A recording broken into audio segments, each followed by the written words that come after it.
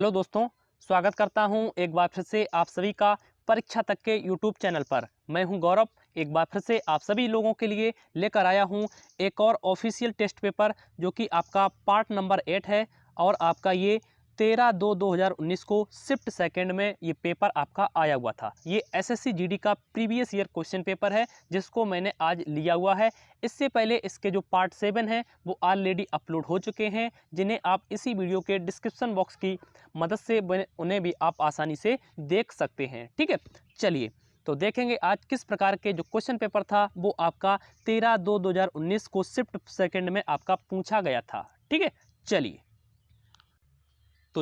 शुरू करते हैं और आते हैं पहले प्रश्न पर। तो पहले प्रश्न में आपसे पूछा जा रहा है, बिकमिंग पुस्तक के लेखक कौन है। यानी कि बिकमिंग जो पुस्तक लिखी गई है वो किसके द्वारा लिखी गई है। तो बिकमिंग जो पुस्तक लिखी गई है वो लिखी गई है आपके मिशेल ओबामा के द्वारा। किसके द्वारा लिखी गई है? मिशेल ओबामा के द्वारा इस पुस्तक को लिखा गया है। यानी कि ऑप्शन नंबर जो आपका बी रखा हुआ है वो इस प्रश्न के लिए इसका राइट आंसर हो जाएगा। ठीक है, चलिए देख लेते हैं अगला प्रश्न। प्रश्न नंबर 2।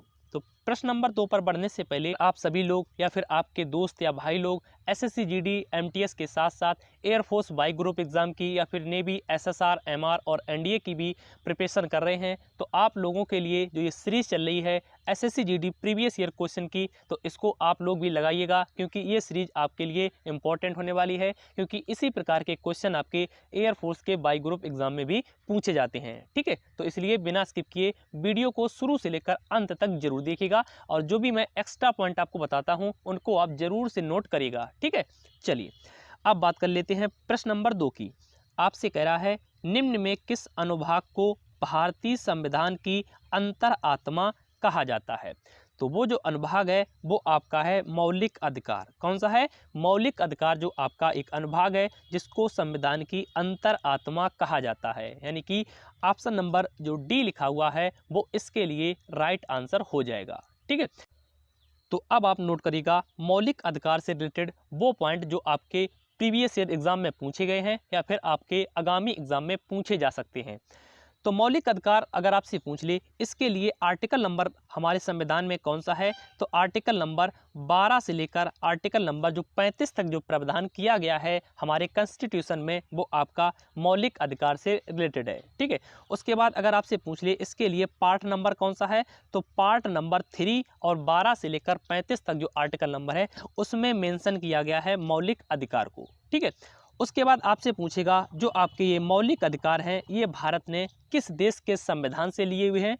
तो याद रखिएगा ये भारत ने अमेरिका के संविधान से लिए हुए हैं। ठीक है, अब आपसे पूछेगा जो आपके ये मौलिक अधिकार हैं ये भारत के जो मूल संविधान यानी कि जब संविधान बनाया जा रहा था तब इसमें टोटल जो आपके नंबर ऑफ मौलिक अधिकार थे वो कितने थे। तो याद रखिएगा तब इसमें टोटल 7 मौलिक अधिकार जोड़े गए थे आपके मूल संविधान में। उसके बाद जब आपका जो 44वां संविधान संशोधन 1978 में होता है उसमें आपका जो संपत्ति का अधिकार था उसको हटा लिया गया। नोट करिएगा आपका जो 44वां संविधान संशोधन 1978 में हुआ था उसमें आपका जो 7वां अधिकार था संपत्ति का अधिकार उसको अब हटा लिया गया है। यानी कि वर्तमान में अगर आपसे पूछ ले टोटल हमारे मौलिक अधिकार कितने हैं तो 6 अब वर्तमान में मौलिक अधिकार रह गए हैं। अगर आपसे पूछ ले मूल संविधान में कितने मौलिक अधिकार थे तब आपके हो जाएंगे 7। ठीक है, तो इसलिए इसका जो अब मार्क करिएगा वो आप 6 मार्क करिएगा। तो इसलिए इसका जो राइट ऑप्शन हो जाएगा वो आपका हो जाएगा ऑप्शन नंबर डी यानी कि मौलिक अधिकार। ठीक है, चलिए देखते हैं अगला प्रश्न नंबर 3। तो प्रश्न नंबर 3 में आपसे पूछ रहा है, निम्न में कौन सी नदी शिव समुद्रम जलप्रपात बनाती है। यानी कि कौन सी ऐसी नदी है जो शिव समुद्रम वाटरफॉल्स को बनाती है या फिर वाटरफॉल्स को क्रिएट करती है। तो वो आपकी नदी हो जाएगी कावेरी नदी। कौन सी नदी हो जाएगी? कावेरी नदी। उसके बाद आपसे पूछ लेगा जो आपका ये शिव समुद्रम जलप्रपात है वो किस प्रदेश में है या फिर भारत के किस राज्य में स्थित है। तो याद रखिएगा ये भारत के कर्नाटक राज्य में स्थित है। ठीक है, कहाँ पर स्थित है? कर्नाटक राज्य में स्थित है और कावेरी नदी के ऊपर बना हुआ है आपका शिव समुद्रम जलप्रपात। ठीक है। उसके बाद इसकी आप हाइट नोट कर लीजिएगा। इसकी जो टोटल हाइट है वो आपकी है 90 मीटर। कितनी है? 90 मीटर। ठीक है, कर्नाटक राज्य में है, कावेरी नदी के ऊपर है और 90 मीटर इसकी टोटल हाइट है। ठीक है, तो इसलिए जो इसका राइट ऑप्शन हो जाएगा वो हो जाएगा आपका ऑप्शन नंबर बी। चलिए देख लेते हैं अगला प्रश्न। क्वेश्चन नंबर 4 कह रहा है निम्न में कौन सी नृत्य शैली असम से संबंधित नहीं है। यानी कि जो आपके 4 ऑप्शन दिए गए हैं इनमें से आपको बताना है कि कौन सी ऐसी नृत्य शैली है जो आपके असम राज्य से संबंधित नहीं है या वो नृत्य शैली असम राज्य में नहीं की जाती है। तो ऑप्शन नंबर अगर हम ए देख लें तो लिखा हुआ है बिहू नृत्य, तो ये आपका जो असम राज्य में है वो मनाया जाता है। उसके बाद अगर हम ऑप्शन नंबर बी देखें बागुरुम्बा, तो ये भी आपका असम का नृत्य शैली है। ऑप्शन नंबर अगर हम डी देखें तो लिखा है शास्त्रीय नृत्य, तो ये भी आपका असम राज्य में किया जाता है। बट जो आपका ऑप्शन नंबर सी में लिखा हुआ है मंदजास नृत्य, ये आपका असम राज्य से संबंधित नहीं है। तो अब बात आती है ये किस राज्य से संबंधित है, तो इसको आप नोट करिएगा। जो आपका मंदजास लोक नृत्य है ये आपका जम्मू कश्मीर राज्य से संबंधित है। कहाँ से संबंधित है? जम्मू कश्मीर राज्य से। जम्मू कश्मीर का एक फोक डांस है जिसे राउफ नृत्य कहा जाता है, इसको भी आप नोट कर लीजिएगा। क्या कहा जाता है? राउफ लोक नृत्य। ठीक है, चलिए देखते हैं अगला प्रश्न। बात करते हैं क्वेश्चन नंबर 5 की। कह रहा है पश्चिमी घाट की सबसे ऊंची चोटी कौन है। यानी कि जो आपके 4 ऑप्शन दिए गए हैं इनमें से आपको बताना है जो आपका वेस्टर्न घाट पड़ता है उसकी जो सबसे ऊंची चोटी है वो कौन सी है। तो वेस्टर्न घाट की जो सबसे ऊंची चोटी है तो वो आपकी हो जाएगी अन्नामुदी। कौन सी हो जाएगी? अन्नामुदी, जो कि ऑप्शन नंबर डी में आपका लिखा हुआ है। अन्नामुदी जो कि आपकी केरल राज्य में पड़ती है। अगर आपसे पूछ ले अन्नामुदी जो चोटी है वो किस राज्य में पड़ती है, तो ये केरल राज्य में पड़ती है। उसके बाद पूछेगा यह किस जो पर्वत श्रेणी की जो चोटी है, तो याद रखिएगा ये आपकी नीलगिरी पर्वतमाला की एक चोटी है। ठीक है, और यह दक्षिण भारत की सबसे ऊंची भी चोटी है। इसकी जो टोटल हाइट है वो है 2695 मीटर। कितनी है? 2695 मीटर। ठीक है, चलिए तो इसलिए जो इसका राइट ऑप्शन हो जाएगा वो हो जाएगा आपका ऑप्शन नंबर डी। अब बात करते हैं प्रश्न नंबर 6 की। आपसे पूछ रहा है निम्न में कौन सा राज्य जनसंख्या घनत्व में सबसे आगे है। यानी कि जो अगर डेंसिटी के दृष्टिकोण से देखें तो वही पूछ रहा है कि जनसंख्या जो घनत्व है उसमें सबसे जो अधिक आबादी वाला राज्य है वो कौन सा है। तो वो आपका हो जाएगा बिहार। कौन सा हो जाएगा? बिहार। अब उसके बाद जो मैं अब आपसे पॉइंट डिस्कस करूंगा उनको आप जरूर नोट करिएगा। अगर आपसे पूछ ले जनसंख्या दृष्टि से सबसे बड़ा राज्य कौन सा है, तब आपका हो जाएगा उत्तर प्रदेश। अगर नंबर 2 पर पूछ ले तो वो आपका हो जाएगा महाराष्ट्र। उसके बाद आपसे पूछेगा जनसंख्या की दृष्टि से भारत का सबसे छोटा राज्य कौन सा है, तब आपका हो जाएगा सिक्किम। कौन सा हो जाएगा? सिक्किम। ठीक है, उसके बाद इस क्वेश्चन में जो पूछा गया था जनसंख्या घनत्व में सबसे अधिक कौन सा है, तो वो बिहार हो जाएगा। अगर पूछ ले जनसंख्या घनत्व की दृष्टि से भारत का सबसे छोटा राज्य कौन सा है, तब आप मार्क करिएगा अरुणाचल प्रदेश को। किसको मार्क करिएगा? अरुणाचल प्रदेश को। जब आपको ऑप्शन में केंद्र शासित राज्य भी दिए हों और आपके राज्य भी दिए हों, फिर आपसे पूछ ले कि जनसंख्या घनत्व के मामले में सर्वाधिक जो पहले स्थान पर है वो कौन सा है, तब आप मार्क करेंगे दिल्ली को। किसको मार्क करेंगे? दिल्ली को, क्योंकि दिल्ली जनसंख्या घनत्व के मामले में सबसे अधिक या पहले स्थान पर बना हुआ है। ठीक है, तो इन सभी पॉइंटों को आप जरूर से नोट करिएगा। अगर आपसे बात कर लें अगर क्षेत्रफल की दृष्टि से पूछ ले तो याद रखिएगा क्षेत्रफल की दृष्टि से जो सबसे बड़ा राज्य है वो आपका है राजस्थान, और नंबर 2 पर है आपका मध्य प्रदेश, और जो नंबर 3 पर आता है वो आपका महाराष्ट्र आता है, और जो नंबर 4 पर आता है वो आपका उत्तर प्रदेश आता है, और जो नंबर आपका लास्ट है यानी कि जो अंतिम स्थान पर आपके क्षेत्रफल की दृष्टि से राज्य है वो आपका हो जाएगा गोवा। कौन सा हो जाएगा? गोवा। ठीक है, तो सभी पॉइंटों को हमने डिस्कस किया है। इन सभी पॉइंटों को आप जरूर से याद रखिएगा या फिर आप नोट कर सकते हैं। ठीक है, चलिए देखते हैं अगला प्रश्न। क्वेश्चन नंबर 6 कह रहा है सुल्ताना रजिया के पिता कौन थे। यानी कि जो रजिया सुल्ताना थी वो उनके आपसे पूछ रहा है उनके पिता कौन थे। तो रजिया सुल्ताना के जो पिता थे वो थे इल्तुतमिश। कौन थे? इल्तुतमिश, जो कि एक गुलाम वंश के राजा हुए थे। अगर हम बात करें रजिया सुल्ताना के बारे में तो 2 पॉइंट आप जरूर नोट करिएगा। इनका जो राज्य था वो चला था 1236 से लेकर 1240 तक। कब से कब तक चला था? 1236 से लेकर 1240 तक। और रजिया सुल्तान के बारे में एक पॉइंट आपसे और पूछा जाता है कि भारत में जो सबसे पहला जो राज्य करने वाली या फर्स्ट रूलर कौन थी? तो भारत में जो सबसे पहला राज्य करने वाली जो प्रथम महिला शासिका थी वो थी सुल्ताना रजिया। ठीक है, चलिए अब देखते हैं अगला प्रश्न। क्वेश्चन नंबर 7 कह रहा है 2018 में अर्जुन पुरस्कार से सम्मानित रोहन बोपन्ना का संबंध है। तो 2018 में अर्जुन पुरस्कार दिया गया था रोहन बोपन्ना को, वो आपके संबंधित हैं आपके टेनिस से। किससे संबंधित हैं? टेनिस से, यानी कि ऑप्शन नंबर जो आपका सी रखा हुआ है वो इसका राइट आंसर हो जाएगा। ठीक है, चलिए देखते हैं अगला प्रश्न। क्वेश्चन नंबर 8 आपसे कह रहा है निम्न में कौन सा विश्व विरासत स्थल में सम्मिलित नहीं है? यानी कि विश्व विरासत की जो एक सूची बनाई जाती है वही आपसे पूछ रहा है। जो 4 आपके ऑप्शन दिए हैं इनमें से कौन सा ऐसा स्थान है जो विश्व विरासत जो सूची बनाई जाती है उसमें सम्मिलित नहीं किया गया है? अगर हम ऑप्शन नंबर ए देखें तो लिखा हुआ है आगरा का किला, तो इसको सम्मिलित किया गया है। अगर हम ऑप्शन नंबर सी देखें तो लिखा हुआ है भीमबेटका शैलाश्रय, जो कि आपका मध्य प्रदेश राज्य में पड़ता है, इसको भी सम्मिलित किया गया है। और अगर हम देखें ऑप्शन नंबर डी तो लिखा हुआ है अजंता की गुफाएं, जो कि आपकी महाराष्ट्र में पड़ती हैं, इसको भी सम्मिलित किया गया है विश्व विरासत सूची में। बट जो आपका ऑप्शन नंबर बी में लिखा हुआ है आदमगढ़ शैलाश्रय, ये भी आपका मध्य प्रदेश के नर्मदा नदी के किनारे पड़ता है, इसको सम्मिलित नहीं किया गया है विश्व विरासत सूची में। इसलिए जो इसका राइट ऑप्शन हो जाएगा वो हो जाएगा आपका ऑप्शन नंबर बी, यानी कि आदमगढ़ शैलाश्रय। ठीक है, चलिए देखते हैं अगला प्रश्न।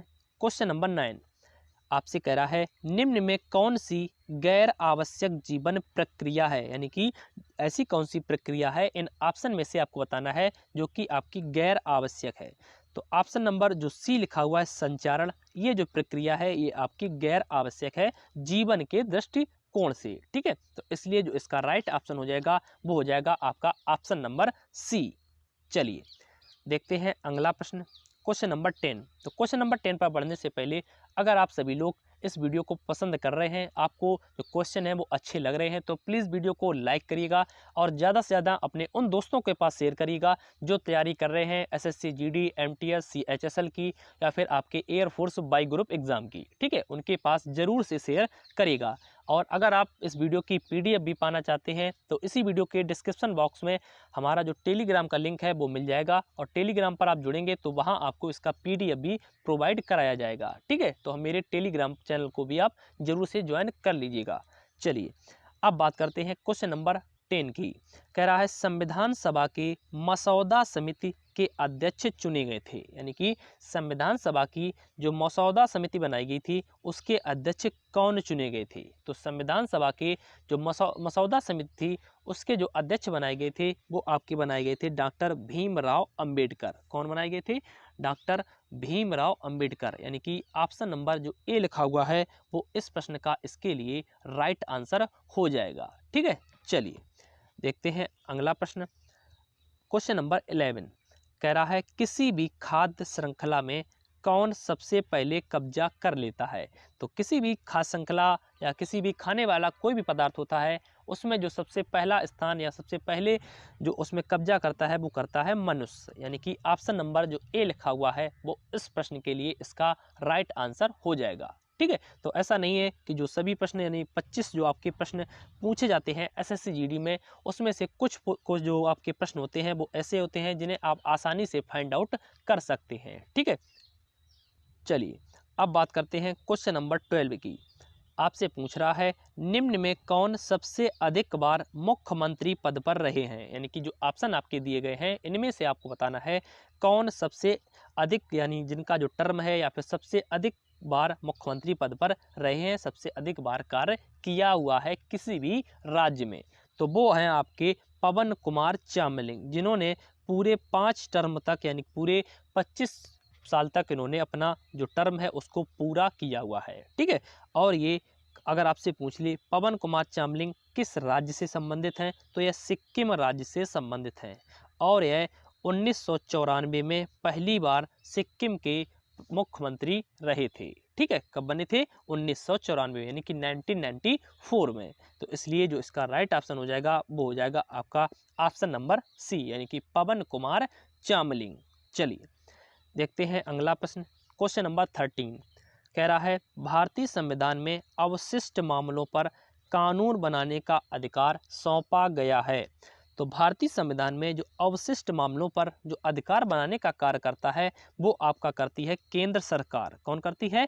केंद्र सरकार। अगर यहाँ पर मंत्रिमंडल भी दिया होता तो हम मार्क करते मंत्रिमंडल को, यानी कि मंत्रिमंडल में जो अवशिष्ट मामले हैं उन पर कानून बनाने का अधिकार दिया गया है। ठीक है, तो इसलिए जो इसमें आपका ऑप्शन नंबर बी में दे रखा है केंद्र सरकार, तो हम ऑप्शन को राइट करेंगे केंद्र सरकार को, यानी कि ऑप्शन नंबर बी को। ठीक है, चलिए देखते हैं अगला प्रश्न। क्वेश्चन नंबर 14 कह रहा है निम्न में कौन सा संगठन विश्व विकास रिपोर्ट प्रस्तुत करता है, यानी कि विश्व विकास जो रिपोर्ट एक आती है उसको कौन प्रस्तुत करता है? तो उसको प्रस्तुत करता है आपका वर्ल्ड बैंक। कौन करता है? आपका वर्ल्ड बैंक, यानी कि विश्व बैंक प्रस्तुत करता है विश्व विकास रिपोर्ट को।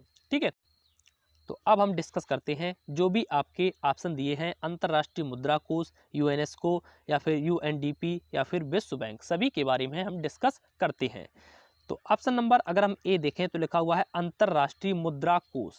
अंतर्राष्ट्रीय मुद्रा कोष जिसको इंग्लिश में कहा जाता है इंटरनेशनल मॉनेटरी फंड, जिसकी स्थापना होती है 1944 में। कब होती है? 1944 में। लेकिन ये अपना कार्य करना शुरू करती है 1945 में। ठीक है, उसके बाद अगर आपसे पूछ ले इसका हेडक्वार्टर कहाँ पर है, तो इसका हेडक्वार्टर है वाशिंगटन डीसी में। कहाँ पर है? वाशिंगटन डीसी में। उसके बाद अगर आपसे पूछ ले इसके वर्तमान में हेड कौन है, तो इसके वर्तमान में हेड है आपके क्रिस्टीना जॉर्जिवा। कौन है? क्रिस्टीना जॉर्जिवा, जो कि बुल्गारिया से बिलोंग करती हैं। आपका जो ऑप्शन नंबर ए लिखा हुआ है अंतर्राष्ट्रीय मुद्रा कोष और ऑप्शन नंबर सी लिखा हुआ है आपका विश्व बैंक, तो ये इन दोनों बैंकों को कहा जाता है आपका सगी बहन। क्या कहा जाता है? सगी बहन। ये क्वेश्चन आपसे पूछा भी गया है कि किन दो संगठन को या किन दो बैंकों को सगी बहन कहा जाता है, तो अंतर्राष्ट्रीय मुद्रा कोष और विश्व बैंक को सगी बहन कहा जाता है। ठीक है, उसके बाद अब हम देख लेते हैं विश्व बैंक। तो विश्व बैंक की भी स्थापना 1944 में होती है और ये भी अपना कार्य 1945 में शुरू करती है और इसका भी जो हेडक्वार्टर है वो आपका अमेरिका के वाशिंगटन डीसी में है। कहाँ पर है? वाशिंगटन डीसी में। अगर इसके वर्तमान में आपसे हेड पूछ ले तो इसके वर्तमान में हेड हैं डेविड मालपास। कौन है? डेविड मालपास इसके वर्तमान में हेड हैं। ठीक है, उसके बाद अब हम बात करते हैं जो आपका ऑप्शन नंबर बी में लिखा हुआ है यूनेस्को। तो यूनेस्को अगर आपसे पूछ ले तो इसकी स्थापना होती है 16 नवंबर 1945 को। कब होती है? 16 नवंबर 1945 को। अगर इसका आपसे हेडक्वार्टर पूछ ले तो इसका हेडक्वार्टर हो जाएगा आपका पेरिस। कहाँ हो जाएगा? पेरिस। ठीक है, उसके बाद अगर आपसे पूछ ले इसके वर्तमान में अध्यक्ष कौन है, तो इसके जो वर्तमान में अध्यक्ष हैं वो आपके हो जाएंगे एंड्रे एजुले। कौन हो जाएंगे? एंड्रे एजुले। ठीक है, अब आपका जो ऑप्शन नंबर डी बचा हुआ है यूएनडीपी। तो यूएनडीपी की अगर हम बात करें तो इसकी स्थापना होती है 22 नवंबर 1965 में। कब होती है? 22 नवंबर 1965 में। ठीक है, अगर आपसे पूछ ले यूएनडीपी में टोटल जो नंबर ऑफ कंट्री हैं या टोटल इसमें देश जो सदस्य देश हैं वो कितने हैं, तो हो जाएंगे 177। कितने हो जाएंगे? 177। उसके बाद आपसे पूछेगा यूएनडीपी का हेडक्वार्टर कहाँ पर है, तो न्यूयॉर्क अमेरिका में इसका हेडक्वार्टर है। ठीक है, अगर आपसे पूछ ले इसके वर्तमान में अध्यक्ष कौन है, तो वो हो जाएंगे अचिम स्टीनर। कौन हो जाएंगे? Achim Steiner. ठीक है, तो इसका जो राइट ऑप्शन हो जाएगा वो होगा आपका ऑप्शन नंबर सी, यानी कि विश्व बैंक प्रस्तुत करता है आपका विश्व विकास रिपोर्ट। ठीक है, तो अब हम डिस्कस करते हैं जो भी आपके ऑप्शन दिए हैं अंतर्राष्ट्रीय मुद्रा कोष, यूएनएसको या फिर यूएनडीपी या फिर विश्व बैंक, सभी के बारे में हम डिस्कस करते हैं। तो ऑप्शन नंबर अगर हम ए देखें तो लिखा हुआ है अंतर्राष्ट्रीय मुद्रा कोष। अंतर्राष्ट्रीय मुद्रा कोष जिसको इंग्लिश में कहा जाता है इंटरनेशनल मॉनेटरी फंड, जिसकी स्थापना होती है 1944 में। कब होती है? 1944 में। लेकिन ये अपना कार्य करना शुरू करती है 1945 में। ठीक है, उसके बाद अगर आपसे पूछ ले इसका हेडक्वार्टर कहाँ पर है, तो इसका हेडक्वार्टर है वाशिंगटन डीसी में। कहाँ पर है? वाशिंगटन डीसी में। उसके बाद अगर आपसे पूछ ले इसके वर्तमान में हेड कौन है, तो इसके वर्तमान में हेड है आपके क्रिस्टीना जॉर्जिवा। कौन है? क्रिस्टीना जॉर्जिवा, जो कि बुल्गारिया से बिलोंग करती हैं।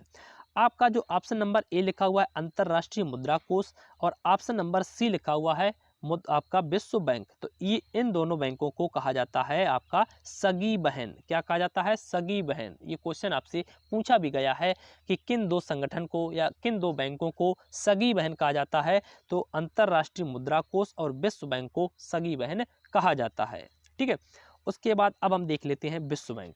तो विश्व बैंक की भी स्थापना 1944 में होती है और ये भी अपना कार्य 1945 में शुरू करती है, और इसका भी जो हेडक्वार्टर है वो आपका अमेरिका के वाशिंगटन डीसी में है। कहाँ पर है? वाशिंगटन डीसी में। अगर इसके वर्तमान में आपसे हेड पूछ ले, तो इसके वर्तमान में हेड हैं डेविड मालपास। कौन है? डेविड मालपास इसके वर्तमान में हेड हैं। ठीक है, उसके बाद अब हम बात करते हैं जो आपका ऑप्शन नंबर बी में लिखा हुआ है यूनेस्को। तो यूनेस्को अगर आपसे पूछ ले तो इसकी स्थापना होती है 16 नवंबर 1945 को। कब होती है? 16 नवंबर 1945 को। अगर इसका आपसे हेडक्वार्टर पूछ ले तो इसका हेडक्वार्टर हो जाएगा आपका पेरिस। कहाँ हो जाएगा? पेरिस। ठीक है, उसके बाद अगर आपसे पूछ ले इसके वर्तमान में अध्यक्ष कौन है, तो इसके जो वर्तमान में अध्यक्ष हैं वो आपके हो जाएंगे एंड्रे एजुले। कौन हो जाएंगे? एंड्रे एजुले। ठीक है, अब आपका जो ऑप्शन नंबर डी बचा हुआ है यूएनडीपी। तो यूएनडीपी की अगर हम बात करें तो इसकी स्थापना होती है 22 नवंबर 1965 में। कब होती है? 22 नवंबर 1965 में। ठीक है, अगर आपसे पूछ ले यूएनडीपी में टोटल जो नंबर ऑफ कंट्री हैं या टोटल इसमें देश जो सदस्य देश हैं वो कितने हैं, तो हो जाएंगे 177। कितने हो जाएंगे? 177। उसके बाद आपसे पूछेगा यूएनडीपी का हेडक्वार्टर कहाँ पर है, तो न्यूयॉर्क अमेरिका में इसका हेडक्वार्टर है। ठीक है, अगर आपसे पूछ ले इसके वर्तमान में अध्यक्ष कौन है, तो वो हो जाएंगे अचिम स्टीनर। कौन हो जाएंगे? Achim Steiner. ठीक है, तो इसका जो राइट ऑप्शन हो जाएगा वो होगा आपका ऑप्शन नंबर सी, यानी कि विश्व बैंक प्रस्तुत करता है आपका विश्व विकास रिपोर्ट। ठीक है, चलिए देखते हैं अगला प्रश्न। तो अब बात कर लेते हैं क्वेश्चन नंबर 15 की। आपसे पूछ रहा है निम्न में कौन सा एक नवपाषाण काल सांस्कृतिक स्थल नहीं है, यानी कि जो आपके 4 स्थल दे रखे हैं इनमें से आपको बताना है कौन सा ऐसा एक स्थल है जो नवपाषाण काल का हिस्सा नहीं है। तो वो आपका हो जाएगा कुंतासी। कौन हो जाएगा? कुंतासी, जो कि आपका गुजरात में पड़ता है और इसको खोजा गया था सिंधु घाटी सभ्यता के दौरान। ठीक है, तो इसलिए जो इसका राइट ऑप्शन हो जाएगा वो हो जाएगा आपका ऑप्शन नंबर ए, यानी कुंतासी जो है वो एक नवपाषाण काल स्थल नहीं है। ठीक है, चलिए देखते हैं अगला प्रश्न, क्वेश्चन नंबर 16। तो जिन भी अभी हमारे भाइयों ने इस वीडियो को लाइक नहीं किया है तो प्लीज़ वीडियो को लाइक जरूर करिएगा। ठीक है, और ज़्यादा से ज़्यादा इस वीडियो को शेयर भी करिएगा। क्वेश्चन नंबर 16 में आपसे कह रहा है भारत ने राफेल लड़ाकू विमान किस देश से लिए हुए हैं। तो राफेल जो लड़ाकू विमान है वो भारत ने लिए हैं फ्रांस से। कहाँ से लिए हैं? फ्रांस से। अगर पूछ ले भारत टोटल कितने राफेल फ्रांस से ले रहा है, तो टोटल 36 राफेल भारत फ्रांस से ले रहा है। ठीक है, तो ऑप्शन नंबर जो आपका बी लिखा हुआ है फ्रांस, वो इस प्रश्न के लिए राइट आंसर हो जाएगा। ठीक है, चलिए देखते हैं अगला प्रश्न, क्वेश्चन नंबर 17 कह रहा है हिट विकेट का संबंध किस खेल से है, यानी हिट विकेट जो एक शब्दावली है उसका यूज किस खेल में किया जाता है या इसका संबंध किस खेल से है। तो वो आपका हो जाएगा क्रिकेट। क्या हो जाएगा? क्रिकेट, यानी क्रिकेट में हेड विकेट जो शब्दावली है वो यूज की जाती है। तो ऑप्शन नंबर जो सी लिखा हुआ है वो इस प्रश्न के लिए इसका राइट आंसर हो जाएगा। चलिए देखते हैं क्वेश्चन नंबर 18 कह रहा है भारत की प्रथम महिला जिसने विदेश में झंडा फहराया था, यानी कि आपको बताना है ऐसी कौन सी प्रथम भारतीय महिला थी जिन्होंने विदेश में झंडा फहराया हुआ था। तो वो थी आपकी भीकाजी कामा। कौन थी? भीकाजी कामा, जिन्होंने आपके 1907 में जर्मनी में भारतीय झंडा को फहराया हुआ था, यानी कि ऑप्शन नंबर जो डी लिखा हुआ है वो इस प्रश्न के लिए इसका राइट आंसर हो जाएगा। ठीक है, चलिए अब बात कर लेते हैं क्वेश्चन नंबर 19 की। कह रहा है निम्न में कौन सा विकल्प स्यो उत्सव है, यानी कि कौन सा ऐसा इनमें से आपको विकल्प बताना है जो फसल कटाई के समय में किया जाने वाला एक नृत्य है। तो वो आपका हो जाएगा ओणम। कौन सा हो जाएगा? ओणम, जो कि आपका केरल राज्य में मनाया जाता है आपके फसल की कटाई के समय में, यानी कि ऑप्शन नंबर जो आपका लिखा हुआ है वी ओणम, ये आपका राइट आंसर हो जाएगा। ठीक है, चलिए देख लेते हैं अगला प्रश्न। क्वेश्चन नंबर 20 कह रहा है निम्न में कौन सी योजना वित्तीय समावेशन के लिए केंद्र सरकार के कदमों से नहीं है। तो वो योजना आपकी हो जाएगी प्रधानमंत्री उज्ज्वला योजना। कौन सी हो जाएगी? प्रधानमंत्री उज्ज्वला योजना, जो कि आपकी स्टार्ट हुई थी 1 मई 2016 से। कब स्टार्ट हुई थी? 1 मई 2016 से। ठीक है, उसके बाद ऑप्शन नंबर अगर हम ए देखें तो लिखा हुआ है प्रधानमंत्री जन धन योजना। ये जो योजना थी ये स्टार्ट हुई थी आपकी कब? तो इसको आप नोट करिएगा, इसको स्टार्ट किया गया था 28 अगस्त 2014 से। कब स्टार्ट किया गया था? 28 अगस्त 2014 से। और यह योजना वित्तीय समावेशन के दृष्टिकोण से विश्व की सबसे बड़ी योजना है। इसको आप नोट रखिएगा या फिर याद रखिएगा। अगर आपसे पूछ ले वित्तीय समावेशन के दृष्टिकोण से विश्व की सबसे बड़ी योजना कौन सी है, तो याद रखिएगा प्रधानमंत्री जन धन योजना है। ठीक है, चलिए देख लेते हैं अगला प्रश्न। क्वेश्चन नंबर 21 कह रहा है भारत में स्वदेशी आंदोलन के दौरान स्वराज ध्वज किसने डिजाइन किया था। तो स्वदेशी आंदोलन के दौरान जो स्वराज ध्वज बनाया गया था उसको बनाया हुआ था महात्मा गांधी जी ने। किसने बनाया हुआ था? महात्मा गांधी जी ने, यानी कि ऑप्शन नंबर जो सी लिखा हुआ है वो इसका राइट आंसर हो जाएगा। अब हम बात कर लेते हैं स्वदेशी मूवमेंट के बारे में, यानी स्वदेशी आंदोलन के बारे में।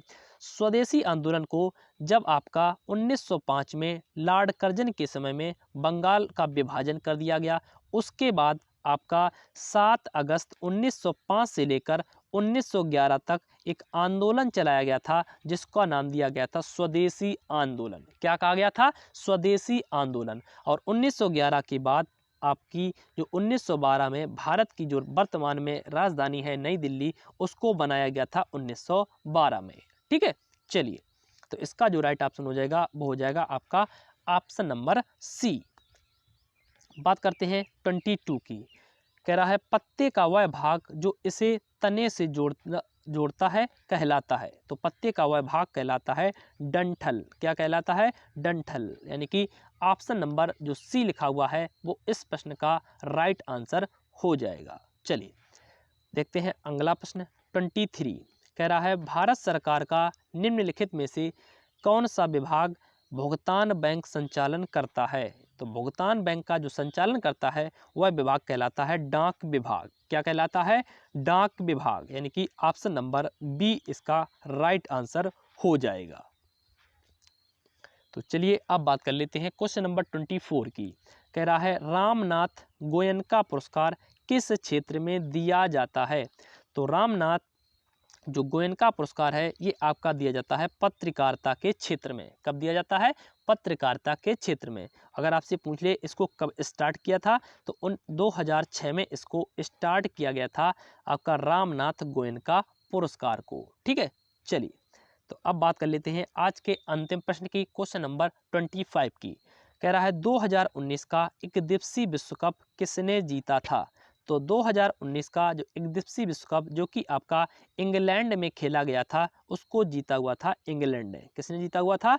इंग्लैंड ने। अगर आपसे पूछ ले उसमें उपविजेता कौन सी देश रहा था, तो न्यूजीलैंड उसका उपविजेता देश बना था। अब आपसे पूछ सकता है कि जो आपका 2023 में एक दिवसीय विश्व कप होगा वो कहाँ पर होगा, तो वो आपका भारत में आयोजित किया जाएगा। ठीक है, तो इसको भी आप याद रखिएगा।